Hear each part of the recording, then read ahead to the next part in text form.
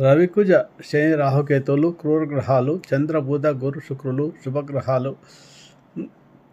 అలాగే కుజ సూర్య గురువులు పురుషులు. చంద్ర శుక్ర రాహువులు స్త్రీలు. బుధకేతు శనులు నపుంసకులు.